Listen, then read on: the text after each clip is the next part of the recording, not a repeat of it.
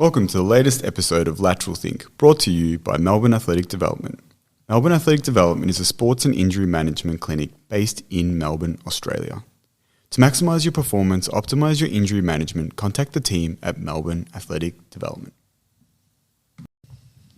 Hello and welcome to another episode of the Melbourne Athletic Development podcast. Jack? John. So, we were super lucky. We actually got the chance to talk with Professor Sophia Nimphius recently.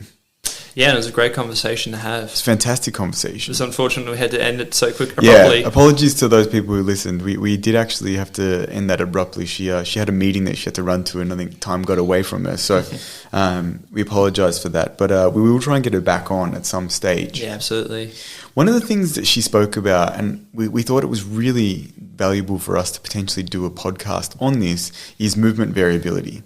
And she mentioned that paper. I know that you've shared it with us in the past. Which is from, is it Cowin? Jake Cowin is the primary author from University of Tasmania. Yep. And I think it brings up some really interesting concepts. Well, yeah, I think so too. And this is an area we've discussed before and talking about what movement variability is and whether we want movement variability or not. But I think this paper really provides a more in-depth framework of how you can think about different, I guess, subcomponents of what variability is. I think I should term them subtypes of variability. And it's interesting, like from her perspective being a researcher, one of the big issues that we have, and this is also relevant in healthcare with regards to something like motor control, is it's a very poorly defined term. And as a result, depending on how the research has been done, you actually might get conflicting opinions or outcomes because of the lack of consistency with what we actually mean when we talk about something like variability or we talk about motor control. So do you want to define the terms that she uses or that they use? We can give you the definition specifically, but I think that's probably a good point to start. Give me one moment. Just getting your computer out, Jack. Indeed. So the way they define it in the paper is movement variability is defined as the normal variations in motor performance across multiple repetitions of a task. So I think straight away that's actually a useful thing to consider because we're performing similar tasks multiple times throughout the day. Yeah, even just simple things like getting up and down off a chair. Sitting here now. And the question we need to ask ourselves is, do we expect that to always be the same? And in fact, is it a good thing to be similar? And obviously when we think about performance, we're going to potentially add a lot more complexity into it, particularly when we start getting into an open very environment, open environments, when we think about team sports or sports with a lot of external perturbations. And I think this is something that's really relevant for us, both from a performance but also from a rehabilitation perspective, because we start to get this idea, whether it's right or wrong, that there is this quote-unquote ideal or optimal movement. And, I mean, it has been interesting to hear your thoughts about this, John, from a coaching perspective in particular, but how much do we want everything to be homogenous? How much do we want everything to be the same? And we can think within the individual and how they vary movement from task to task in terms of repetition, but also from person to person as well. Well, I think if we, and I really appreciated the fact that they've gone to the effort to try and subtype these things, because it starts to give you a definition of what variability you do want and what variability you think is maybe acceptable for optimizing sports performance. Yes. So if we speak to the subtypes that they put forward, there's three. The first one is strategic, is to do with strategic variability, and that's got to do with like, what's the tactic that you're employing? She used the example of basketball, but if I use the track example, like, what's your race plan? What's your tactic? Say if it's a middle distance race, are you going to go out hard? Are you going to go out and sit on the pack? Are you going to try and kick? What are you going to do? What's your tactic? What's your strategy? So if you look at your movement variability, now obviously that might be different in different sports. So for instance, she spoke about basketball and she's saying, like, do you choose, if you're doing a shot from the 3 points, the 3-point line or outside? Are you doing a jump shot? Are you doing a fadeaway? What's your strategy? How do you think you're going to overcome the defense and be able to, or are you just having, you're just tossing it over your head? What's your strategy that you're going to employ? And that's also reflective of the individual's abilities, because what you're going to expect from one player is going to be very different to another based on whether they actually have that skill set, their prior experience. And again, I'm sure you can speak about this from a coaching perspective of the demands you're going to try and get from a particular athlete are going to vary based on their actual capacity and what their skill set is. And I'm sure there's some athletes where okay, that's something that they do need to work on, but that's for them is a weaker point versus we need to work to that individual's strengths. So, for instance, if they don't have many of those tactics, many of those skills, potentially your strategic variability would be very minimal. You only have one strategy. Obviously you'd love to, if you're a basketballer and you're taking shots from the 3-point line, you'd like to have 3 or 4 different types of 3-point shots that you take. You don't just want one, because then maybe you become very easy to read and you don't have much opportunity to change that. And these can be little things too, like are you moving left to right? Are you moving right to left? Are you shooting from the left side of the court, the right side of the court? Do you have an opponent in front of you? Do you have an opponent to the side of you? These are all actually things that are very, very relevant to movement variability. We can't just constrain to thinking of it's just got to do purely with the technique of how you shoot, because based on your momentum, based on external perturbations, based on your position relative to the hoop in this situation, they are all factors that your brain needs to take into consideration to determine the physical parameters in which you have to overcome. And it's actually, we spoke about this recently, and I think this actually helps us to explain better when we think about, say, weightlifting, and we talked about, say, Chinese weightlifters using a certain movement strategy to perform a lift, where a lot of physios would see it as non-optimal because it's seeing that dynamic valgus. Yet that's clearly a strategy that they employ because they know that's what's going to lead to a higher success or outcome of actually completing the lift.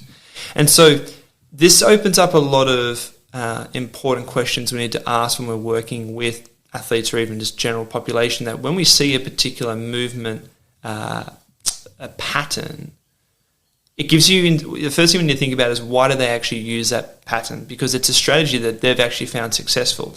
Now, that also can be potentially problematic long term if they're obviously applying non-physiological load, so to speak, through certain areas of the body.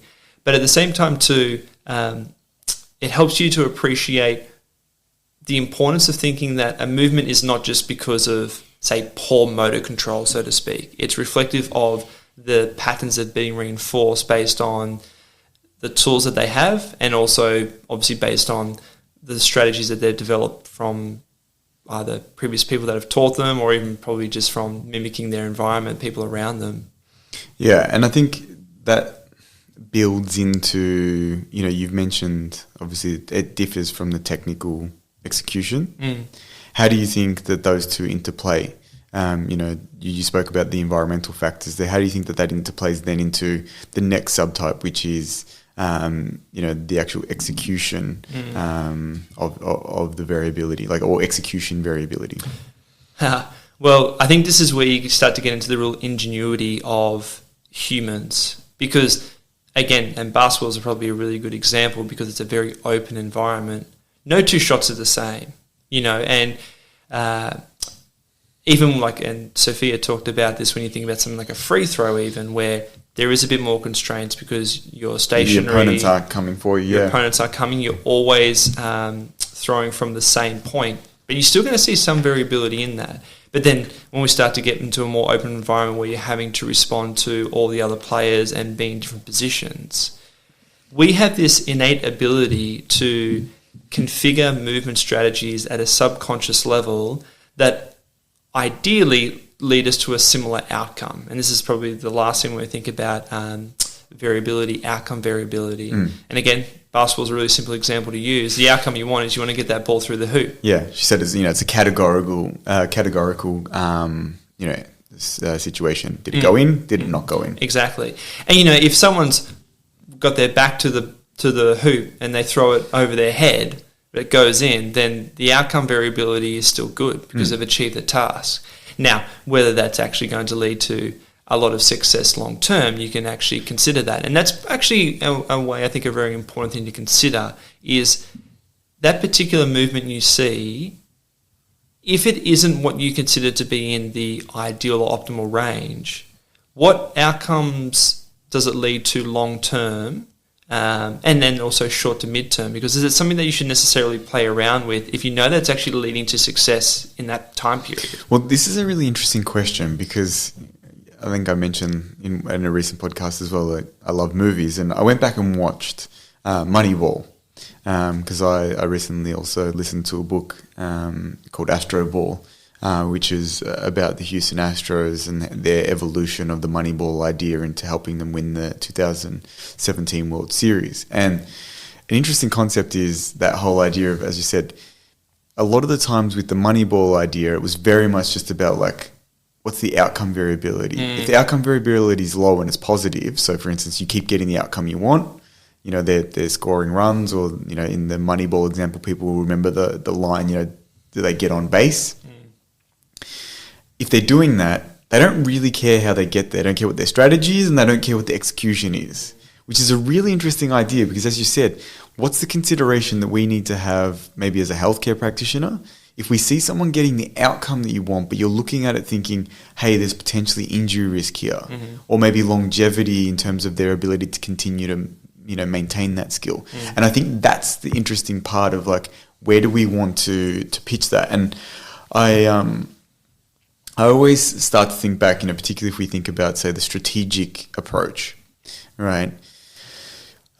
For me, even as a sprint coach, you know, we very much have a race plan.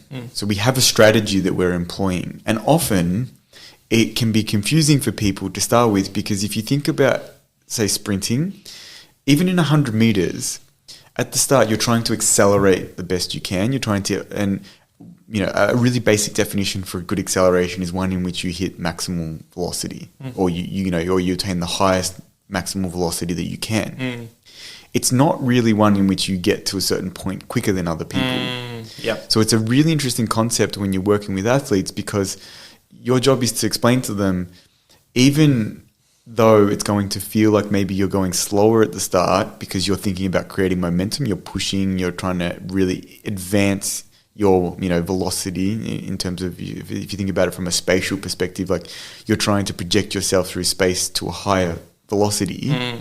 That's not about getting to the 10 meters first, or the 20 meters first, or even maybe the 30 meters first. But maybe in the top speed or the maximal velocity phase at 60, 70 meters, you're moving faster than everyone else. So the interesting thing about that is the strategy that you employ to do that typically means that maybe you're not going as fast, or you're not leading the race at 20 meters or 30 meters. And for a lot of people, that's really difficult. However, if you look at the probabilities of performance and you see, if you stack that up over time, you tend to have more success using that strategy. And the reason is, I'll explain, the reason is because from a key performance indicator point of view, achieving the highest maximal velocity tends to be more important than being first to, say, 30 meters, right? They don't hand out the gold medal for the person who got to 30 first. You know, they hand it out for the person who gets to the finish line first. And if you stack up the majority of measurements, the person who hits the highest top speed is usually the one who wins the race, right? Now, there are factors associated. Can they maintain it? When did they hit it? How fast was that other person's acceleration and deceleration? So, but in general, from a probability standpoint, you're more likely to win if you hit higher top speeds. And for that reason, the strategy that we often employ is like, I want you to project, I want you to get, you know, think about building faster building to a faster speed and a higher velocity, but I'm not asking you to be in front at the start, right? So that can mess with people quite a lot. And I think that in itself it gives you an idea of like why potentially you might use a certain strategy to optimize the probability of achieving an ongoing outcome, you know, or have more success with that outcome. Because you will have people, and this is often the argument, people will do something that's really contrary to that sort of model, for instance, and they go, oh, well, they're the first one to 10, 20, 30, whatever. However, it's not always, you see that strategy always doesn't have longevity, right? And you obviously are looking for patterns over time that you think, okay, that has a high probability of being successful. Particularly for that individual athlete too. And like, I'll give a really dumb example. Are you more likely to become wealthy by winning the lottery or by consistently investing, right? I would say from a probability standpoint, you're more likely to make, and I'm not a financial person in any way, shape or form, so this is not advice, but like, I think the analogy fits. Most people probably recognize you're probably going to end up wealthier if you invest, consistently over time, right? That doesn't mean that there isn't the person that wins the lottery, and they win, $50 million and they're like, oh, well, I'm way ahead. Maybe I'll just use that strategy. Maybe I'll just buy lottery tickets 5 times a week. So I think that you've got to be aware of like what probabilities are going to lead to those outcomes, and sometimes choosing the right strategy is the way to do that. Yeah, and I think the thing to highlight there too is just because, I guess a good example would be is like, let's say you are an athlete and you're consistently getting beaten by one person, other person in 100 meters. Do you try to replicate their strategy? But then the question then is, well, do you actually have the appropriate profile to do that is the big thing then too, because that variability of how one person performs a particular task to another is also reflective of, well, what are their anthropometrics? What is their tissue capacity? What is their skill acquisition ability and adaptability? And then that nicely fits into that second section of execution variability. Do you actually have the ability to manipulate your body in space to execute the skill? Yes. Right? And that's that factor. So, you might employ a certain strategy, but as you mentioned, say with basketball, can you actually have a certain release height? Can you get your elbow in the right position, even when your strategy is to do a fadeaway shot? Yeah. Or have an opponent coming at you during that fadeaway shot. Yeah. So those are the factors that I think are really important to recognize. And once you subtype them like this, it starts to, and Sophia brought this up, which was really nice. It starts to make you think about like, when and where do I need to employ these things for training? Yeah. Or even for us in a healthcare setting for rehabilitation. Absolutely. You might be trying to carry out a certain execution because you want them to be able to carry out a certain skill, right? So, for instance, like a perfect example, you talked about dynamic knee valgus. Let's use that as an example, say for jump and land technique. You obviously don't want someone having a significant portion of dynamic knee valgus in a landing on a single leg drop down jump or something like that, because there has been an association between that and ACL injury. Particularly in like those very open environments where lots of change of direction, external perturbations and all that. Yeah. And the research on that is, some people see it as a huge risk, some don't. I'm not going to get into that, but essentially if we use that as the example, their ability to carry that out, right, may be heavily influenced by, as you said, their strength, their anthropometrics, like what physical tissue capabilities they have.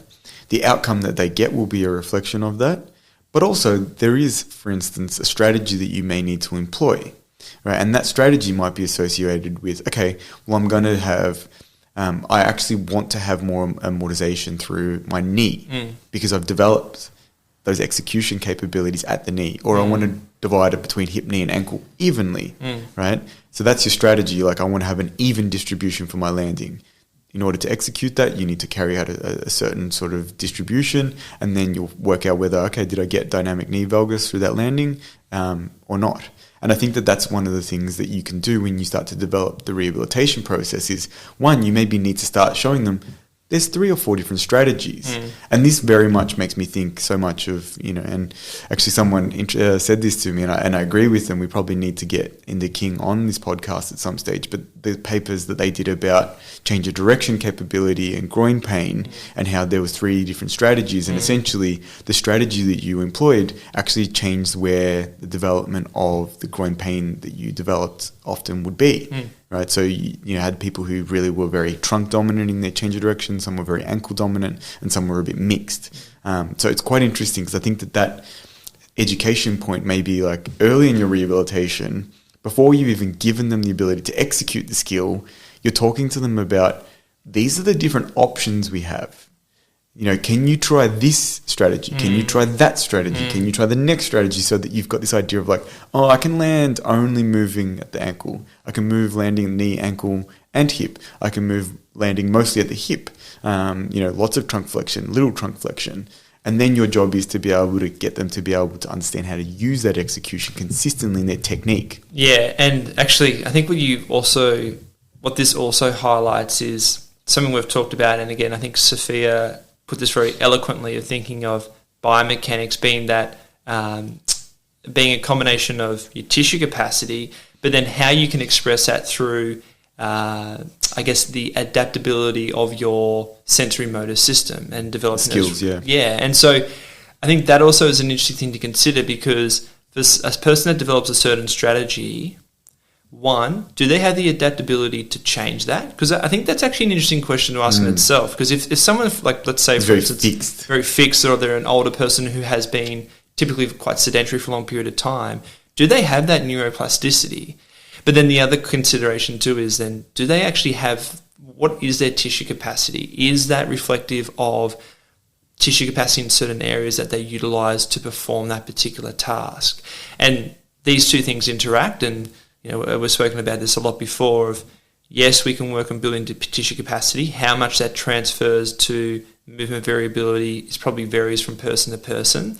But I think that actually brings an interesting question though too, because if someone doesn't have that ability to develop new skills, do you just focus on the tissue capacity? Yeah, something we didn't ask her, and I think that's a really interesting concept, because, well, actually, it's funny you say that. I think that sometimes that's often a failure of us as the professional to be able to find the task that's going to allow them to develop that skill. Like we spoke with her, for instance, as well, about constraints-based approach, or constraints-led approach. And it's sometimes one of those things of like our lack of creativity with designing the exercise may actually be the reason that they can't do it, even if they have the physical capabilities or the physical skills to be able to carry out that task. Yeah, and actually the other thing I just think of now is, even if you're developing tissue capacity, that itself actually starts to stimulate your system to become more adaptable anyway. Because and even from a central level, like you get secretion of things like brain-derived neurotrophic factor, which is really important for developing like new synapses and things like that. So I think you're right in the sense of, well, we might start with a very basic movement just to actually get movement happening, but then how do we create constraints to develop that movement, and then how do we take away those constraints over time to then be able to replicate the tasks that we want them to be able to do in a way that is better for them. It's interesting, actually. I want to ask you about this. What did you think of her discussion around the constraints-based learning? Did you think that it was?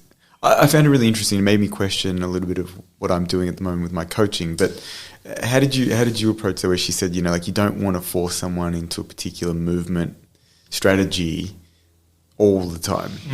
And that obviously speaks to even this paper of the variability and having the capability of being able to execute in a different technique, being able to execute a different strategy so that you can get maintenance of...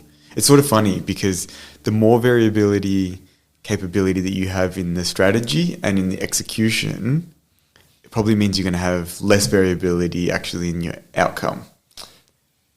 The thing I think of too, and this probably depends on what your intention with the stress you're applying. This week for the weekly presentation, I did a summary of that article by the primary author was Ekstrand, I think. Yeah, Jan Ekstrand. Jan Ekstrand, yeah, who looked at hamstring injuries. Yeah, so they actually did a survey of chief medical officers at European football clubs and looked at what they saw as the most important risk factors associated with hamstring strain. They looked at both intrinsic and extrinsic.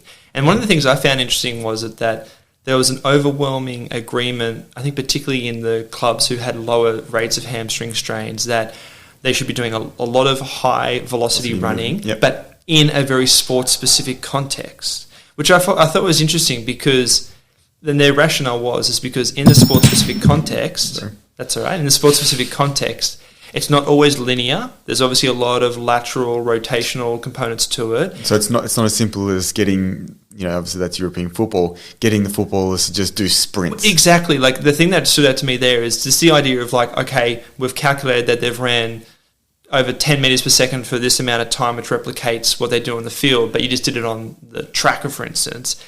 They didn't see that as being effective enough for mitigating hamstring injury because it's not specific enough to all the different change of directions and competing with someone and having to focus on the ball as well. And so perhaps the question then comes to, what's your focus? Is your focus here in that situation, is it more about mitigating injury by applying the appropriate mechanical stresses, as opposed to, something I think Sophia was mentioning is like creating certain constraints so you can actually start to create changes in how they perform the task. And I think that's probably an important differentiation, because I think there's value in that, and clearly credibility, because if you have no constraints, it's actually very difficult to be able to think of, I need to focus on these particular mechanical requirements when I run, as there's, players running towards you and there's a ball there and so on. So there clearly needs to be some constraints applied at certain times so you can actually have more focus on the cues that have been given, whether they be external or internal, so you can start to see the changes in their movement.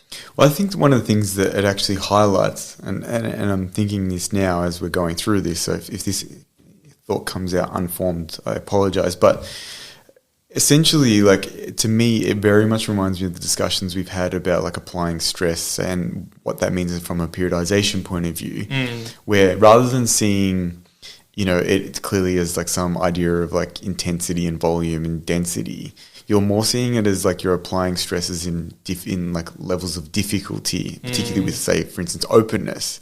So if you've got a football player and you want to actually give them enough variability in terms of how they have to execute it so that the outcome is that they don't get injured and they can perform at a really high velocity, your job is to potentially constrain the environment so that there is less openness, and that's actually probably less stressful than what you're going to, and get them to do that in an environment where they don't have opponents or they don't have someone changing what they're doing, but there's still some constraints that they're having to navigate that problem.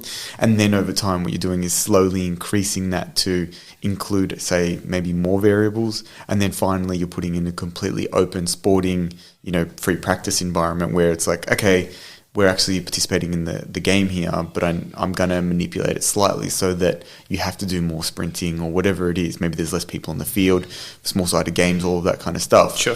But what you're doing is actually opening up the variability through the application of higher levels of variability stress, because you're trying to, as you said, search for opportunities to expose them to an ecologically valid environment. Yes. And ultimately, like, that's where you're going to see the most movement variability. And more importantly, you're getting all these different change of directions, you've got the ball at your foot, you're trying to sprint, you're trying to do all these things. And you're applying all the stresses that are relevant to performance, because it's not just the physical stresses and literally replicating them by having all the different variables involved, but even the cognitive stresses too, because that in itself plays a big component into your ability to perform at a high level, not to mention your level of fatigue. And I think more importantly too, because it's all well and good to keep things controlled and be able to focus on particular movement patterns, but that's not going to happen in a competitive environment. You don't have that luxury most of the time to be like... Well, I know you wrote it down. Yeah. And I think this fits perfectly. It's like, what Sophia put down as her definition of an athlete. Yeah. I thought that was very apt. It's like, if you can do this when everything's perfect, that makes sense. Yes. But you probably remember it better. Well, look, I'm not sure, but essentially her definition was an athlete is a person's ability to be able to essentially adapt to the change in environment or the change in stress. Yeah, particularly in a sporting context. Correct. Well, and look, I think actually you can apply that more globally, because I think actually the reason why I found that really valuable is because we should think of all of ourselves as being athletes in the sense of, I'm not going to be a professional athlete, but I also want to be someone who can be able to adapt to different stresses and obviously mitigate issues that develop from... It's good you bring this up, because obviously we've toyed with these definitions before. I'm sure you remember, like us looking at the concept of actually, well, what is a musculoskeletal injury or even a problem? And in a sports performance setting, it's the inability for you to solve a motor problem in an effective manner, right? In an injury point of view, it's you having the inability to solve that motor problem, but it may be due to other factors. So it might be insufficiency of some sort of tissue structure, changes in, say, sort of sensory or even motor output factors, right? But it's still your inability to be able to solve that motor problem. And we spent a bit of time looking at that and thinking about that. And the fact that there's such an overlap, like in a musculoskeletal injury, it tends to be there can be other factors of why you can't perform it. But in a performance setting, it's pretty clear. It doesn't really matter why. It's actually there's a performance problem, and the performance problem is being limited by your inability to solve that task. And as you mentioned, if you're doing it where you can only solve that task where there's very little, external stresses, perturbations, opponents, weather conditions, then you're clearly not very good at being able to solve motor tasks. Therefore, like you're not actually a very well developed, or you're not very well developed in that realm. Well, and then you're more susceptible to injury, but also likely to have less success in performance, because the reality is most sporting environments don't hold the luxury of being really controlled and not having variability. Got a bug, do we? You're a spider. Because I don't necessarily even think I look at those two ends of, say, injury and performance as different. The outcome is different, and obviously in an injury environment there are certain limitations or constraints because of the fact that you have dysfunction or a loss of structural integrity within your body.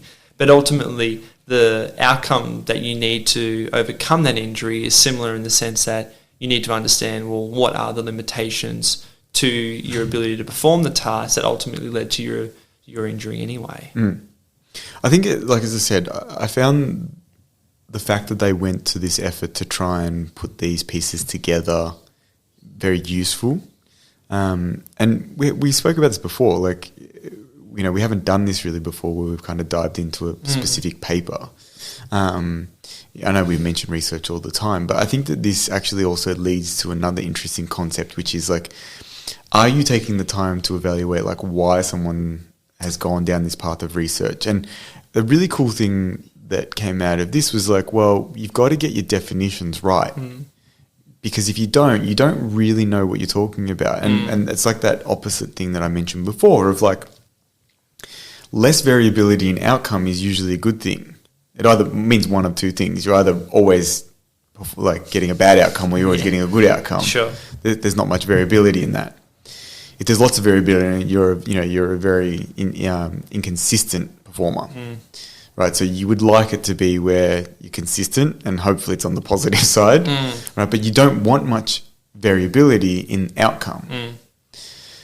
But at the same time, even though you have consistency in the variability of your outcome, that may not be reflective of consistency in the variability of execution or even the strategy that you employ. Ultimately, because ultimately we might develop multiple strategies to achieve a similar outcome, and that's reflective of your ability to adapt to changes in the environment. And that's what I think was important about them going to the effort of creating that definition, because as Sophia mentioned, it was really clear, there's often times where people are talking about different things.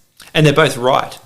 And it's a pointless argument in the sense of there's actually validation to both of their points. Saying, you don't want much variability. Well, yeah, in outcome. Yeah.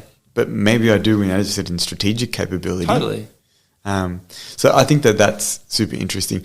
How do you think that we can take this and use it in a rehab setting? I know we mentioned briefly the landing sort of thing. Do you think that this is something that we're considering enough in the rehab setting? Because I think that typically we are not good as healthcare practitioners, and particularly as physios and even as strength and conditioning coach at times, of like allowing people to explore movement variability. We very much want them to stick to a certain model, and then we coach them very strongly to that model. Yeah.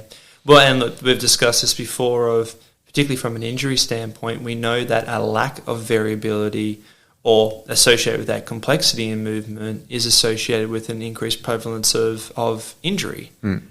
So it's actually a built-in trait to humans to have variability. It's actually something, we need to be specific here, to have variability in execution. Because, again, we need to be careful with our terminology here. And that's even, and I think this is the thing too, that's even when you're employing the same strategy, you want to have execution variability. Yes, exactly. And so I think the thing that we, where was I going with my thought? I think the other thing that's really important too from a rehabilitation standpoint is we only are going to achieve variability when we have enough specific context to how you're rehabilitating that person. And what I mean by that is ultimately they need to be in the environment that reflects where they complete that task or from scoring performance. This is really good, because I think this comes to a really important point. You know, I think you and I have mentioned this before, of like practitioners thinking that they're preparing someone for a field sport in the rehab space or in the gym. And the reality is you're not doing that. You're not completing that process by thinking that they're ready. You can't tick them off in the gym. Yeah. You know, it's not going to happen. No. They're not prepared because they haven't been exposed to the different environments and the different, factors that they're going to see in an open environment that they will on the field. And even it's a step up from, the gym or rehab space to the training environment to the competition environment. Yes, and you're doing two things by progressing them through those different environments.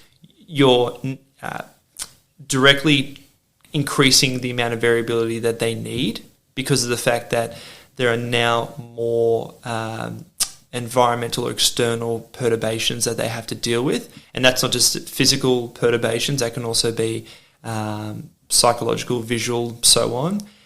And then also important from an injury perspective is you're increasing the overall stress load to the system. And again, that's not just the mechanical stresses as well.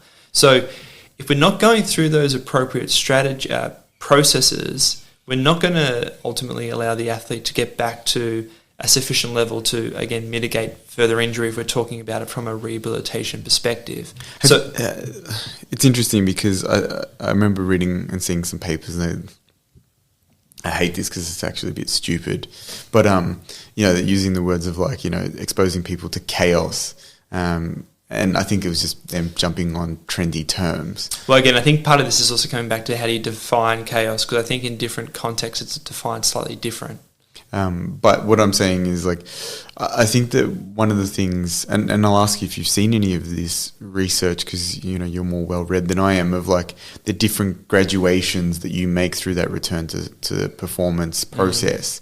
Because I think that in my mind, I'm actually thinking as we're going that I've probably let people down in the sense of thinking that, okay, I've taken them from the rehab environment, you've shifted them into the training environment, and they've completed a significant amount of, say, high intensity training, but there actually probably is a gap in there where they need to do some fairly highly competitive training before they then go into actually open competition. And that step I think sometimes I miss. Well, I'd say firstly, I don't necessarily think I'm more well versed in it than you are. In literature you definitely are. Yeah, maybe. I actually think the other important thing here, and this actually comes back to some of the conversations we had with Sophia about coaching, is how much you coach someone. And I think actually I really like the fact she said, often, and you mentioned this too, actually, it's often the things that you don't say, because I think the other thing that allows more auto-regulation. And I think that's a really important trait for individuals to develop, because the reality is you're not going to be able to hold their hand the whole time. When you go back to training, particularly if you're working in a clinic, so you're not actually at the club, do they have the ability to be able to navigate themselves in that environment with the constraints that you apply? Because you might be applying certain constraints in terms of the type of activities they're doing, the amount of time that they're doing. So that's actually another really important thing to consider is, does that individual then have the ability to become effective at managing that progression over time and being able to understand and apply the constraints between those steps? I'm taking this in a really weird way, but that makes me straight away think about like why I think sport is actually very valuable in society in general. Right? I remember having this conversation after I went to that conference, that Women in Sport conference, with one of the researchers that looks at some of these factors of, you know, the role of society in sport. I know there's some people that hate sport. They think sport's stupid. You know, like I remember actually mentioning to her, for those that look at the, you know, political and linguistic research of Noam Chomsky, seeing a really funny video of him when he was much younger saying like, he thinks sport's stupid. It's like, you know, it's basically, it was designed to keep the idiots occupied. And I think the funny thing with that is, like, whilst at the time I remember hearing that going, oh, it's actually a really valid point, I think he's completely wrong, right? And that's very probably arrogant of me to say someone like Noam Chomsky's wrong. But I think he's wrong because I think the opportunities that you glean from being exposed to sporting environments are the ones in which you get the opportunity to explore variability in task, in stress, and even psychological stresses much more consistently than people who avoid those situations. Now, it's not that you can't get those situations in other aspects of life. It's just that sport readily packages those things up. And I think that's why, without necessarily understanding it, we inherently put some level of praise upon people who achieve a high level of success in sport, or even people who aren't necessarily at a really high level, but we are appreciative of the fact that they're participating in sport because it suggests that they're willingly able and wanting to go into environments and situations consistently that requires them to problem solve, that requires them to have to deal with adversity or stresses on a consistent basis. You know, it's like, I always think about this, and I don't, now that we're talking about it, I feel like this is becoming very clear to me, but I always thought about, like, why do you not, when someone says, oh, no, I've never really participated in sport, you naturally have this inclination of like, I don't think very highly of them. And I know that sounds horrible, and it probably is a horrible thing to say, but I think it's because you almost intuit from that, they're not that willing to put themselves in variable situations that tend to mean that they need to develop skill sets to be able to navigate those problems consistently. Yeah. Well, like when you talk about appreciating, like, say, physical ability, I see it as from that perspective of our ability to manipulate our physical environment is key to our survival. Yes. Now, we don't necessarily, well, it actually still is, but in a very different context, because it doesn't require us as individuals to, like, collectively go and hunt and forage. But it seems that well, but it seems that, you know, we still really value the ability of an individial to demonstrate physical prowess, you know, and obviously that in the sporting environment that can vary based on how high you can jump, how fast you can run, how well you can hit a ball, whatever that may be. I think, as I said, like, in a similar sense, and this is not to necessarily praise heap on athletic people, I think it's also the reason that we kind of like people who have lots of skills, you know, like the polymath types. I feel like I'm always super impressed by those people, you know, they have knowledge in lots of areas, and you think like, okay, well, you're a super valuable person. If shit goes sideways, like, you can probably navigate this situation pretty well because you've got skill sets across multiple different things. And I think that that's often more appealing than someone who has that real, you know, depth in one area. Be like, okay, well, unless it's, you know, this specific area that's related to what you do, it's probably not going to be something that you can navigate outside of that. Yeah, and I think the other element to that is people with more breadth and knowledge have much better problem-solving ability. That's the other big thing, though, too. And I mean, I think that's something I've thought about and considered with regards to variability in movement. Is it's probably the valuable thing of playing in a team or a ball sport, because built into that particular sport is variability, as opposed to, say, like athletics. I'm not saying that there isn't variability in how you run. There is. But it's minimal compared to those other things. And that's why, like, it's good because you bring this up when we spoke about this, you know, with Julia Kirby, of like specialization. And I think this is at the absolute heart of why exposure to, multi-sport development is important. Absolutely. Yeah, it's something that it cannot be underappreciated, particularly through development, of the value of having breadth in the exposure of physical demands that you do, because it clearly shows you that, I guess, at a neural level, all those synapses that you build in much more complex ways actually very much changes your potential output later on in life. Well, I know it's something that I've probably brought up a million times, but I just always think of that study from the German Olympic Committee of, the difference between athletes who made the Olympic team versus those who medalled was one of the key differentiators was whether they participated in more than one sport at the age of 16, I believe it was. And to me, that's just such an important reflection of that need for us, as you said, to continue to lay down neural pathways that help with our ability to navigate different spatial environments in a sporting context. Can you carry out different executions? Do you have different strategies and movement strategies to be able to do that? And if you do that, then you then have the capability of achieving, improvements in that outcome variability. Yeah. And in an uncontrolled environment, that becomes more and more important. And not to say that for someone who completes a task that's much more similar in the movement pattern, there still is variability that's required, but perhaps not as much. And that's an important thing to consider. But then it always just comes back to thinking about, well, what are the variables involved with that particular task? Because if it's just, for instance, lifting boxes up and down, you don't need to worry about, say, necessarily an external perturbation. Throw a fridge at them. Totally, yeah. But you can think about, changes in the dimensions of the object that they lift, the height that they lift it at, where the weight is relative to their center of mass. There's obviously a lot of things that you can add. Actually, this brings up a really interesting idea. Yeah. We saw this get hijacked, I think, by stupid people probably about 10 years ago, where, the Bosu balls and people standing on top of 7 balls trying to do a squat on one leg with, a child hanging off one arm and a barbell in another. And a fan trying to blow them over.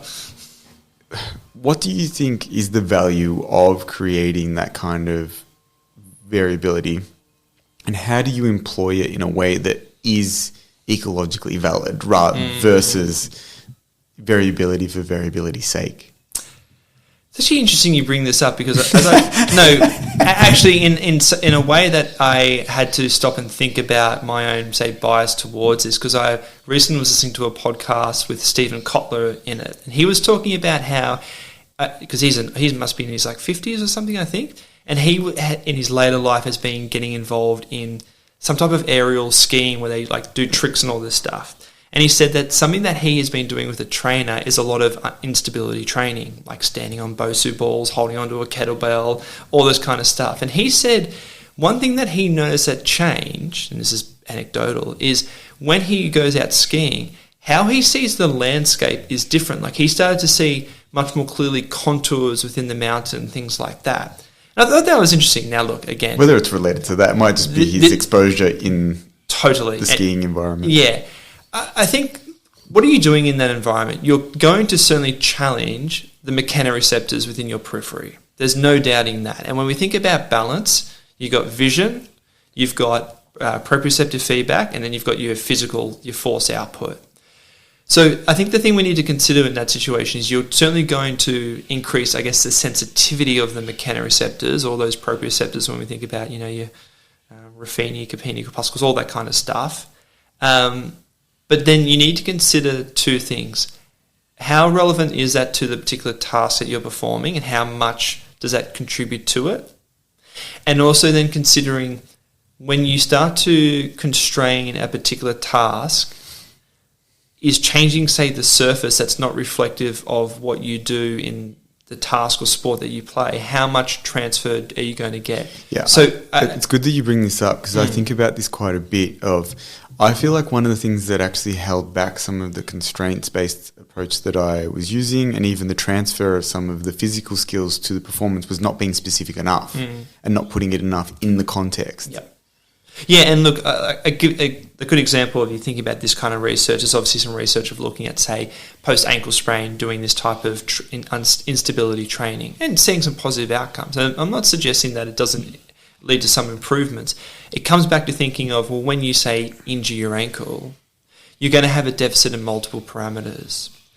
And one of the other big areas is related to simple things like strength and then power, particularly like, your rate of force development, and things like your ability to produce force in short periods.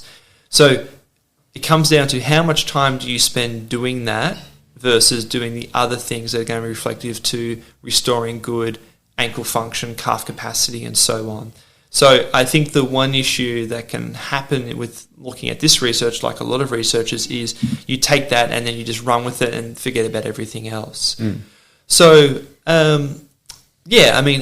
much does it play a role in someone's rehabilitation? I think you just need to think back to how relevant or specific is this to the person's sport. Where are they in the rehabilitation process? And if you decide to do it, how much are you actually going to do it? Because I think we need to make sure that... Yeah, some exposure is probably not the same as making 90% of your training on top of an unstable surface. Exactly, yeah. And look, I think the other important thing to remember here too is there are potential negative effects to it too. Like the biggest one has to do with your actual force output. Because when you're on an unstable surface, your ability to recruit motor units is going to be compromised because your central nervous system's focus is keeping your body upright as opposed to maximizing force output. And we see that in changes in things like neural drive. So that's also important to remember that it's probably like with most interventions, there are always potential side effects. And we need to be cognizant of what they are and think about what strategies we use to mitigate them. Alrighty. I think we touched on a fair few things there, and some of them, I think we're still developing our understanding of, and I think we'll continue to kind of do so. We appreciate people listening. If you do ever have questions, feel free to reach out to us on any of our social media or via our website.